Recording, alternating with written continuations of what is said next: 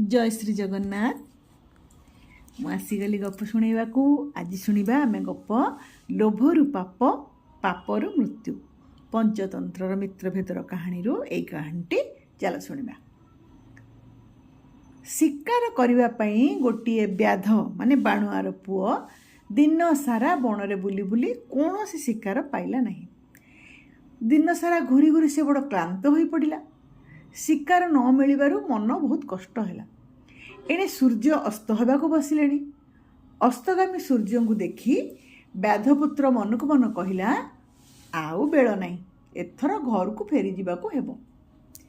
एई समय रे घस घस शब्द करी गोटे बाणुआ बारहा आसिला, माड़ी आसिला पूरा।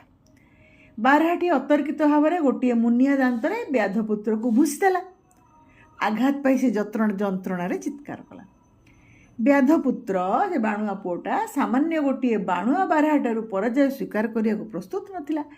से भीषण रागी जाई बारहा को लक्ष्य करी आखि पिछुड़ाके गोटे तीर मारले। बारहाटी छटपट हो गं गं शब्द करी सेठी मरी शोइला। एणे जंत्रणा हेतु व्याधपुत्र ठिया होई रहिबा तो कष्ट होउतला। बारहा ताको भूसी देइछि। ता देहरु रक्त बोहिबाकू लागिला। देह तार झिमझिम है, मुंड बुलेला। धनु को मुंड तले दे सी माटी रे सोई पड़ला। आउ बाणुआ पिलाटी आउ उठी पारला नहीं। या भितरे सूर्य अस्त हो गले, राति हो गला, संध्या हला। सूर्य अस्त हला परे गोटे बिलुआ कुआडू बुली बुली आसी सेठारे पहुँचला। सेठी से व्याधपुत्र आ बारहा मृत शरीर दुईटी को देखी तार आनंद कहले न सरे। बिलुआटा आनंद रे विहोल होई धेई देई नाचिला आउ कूदिला। से मन को मन कहला जहा हेउ अदिन रे मेघ, केते बेଳ हेलाणी मनीष न खाई न पी कष्ट भोगुथिली। एते दिने के भगवान शुभ दृष्टि मते अनेइले। उत्फुल्लित बिलुआ प्रथमे बारहा तापरे व्याधपुत्र शेष रे धनुर लागिथिबा चमड़ाटा को सुंगिबाकू लागिला। ता जीभरु लाळ बोइला। से मने मने भाविला आहा अनेक दिन धरी एमान को मु खाइबी, आउ एमान को गोटी गोटी करी खाइबी। एथुर काहारी को मु भाग देबिनी। आजी काहाकू खाइबी मनीषटा को ना, तार नरम मांस को काली सकाळे आराम रे खाइबी।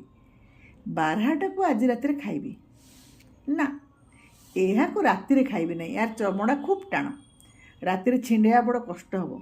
ता छड़ा राति रे सेते भोक नहीं। अतएव धनुरे लगी हरिण चमड़ाटा को मु आज राति रे खाइबी। बढ़िया वासना होछि। मने मने युक्ति तर्क करी बिलुआटी कौन कला ना धनुरे लगी हरिण चमड़ाटा को खाया ପାଇଁ स्थिर कला। प्रथम से चमड़ाटा को चाटिला, तापर कामुड़िला। थरे कामुड़िला, दुई थर कामुड़िला। बास चमड़ाटा फटफट शब्द करी छिंडी गला। धनुर अग्रभाग छिटिकी जाई बिलुआ छाती रे गली गला। बिचरा बिलुआटी सेठी मरीगला। ताहले पिला माने अत्यधिक लोभर फल कौन है ना, बिलुआ अति लोभ करी किपरि मल्ला। तेणुक पिला माने बेसी लोभ करिबा उचित नुहे।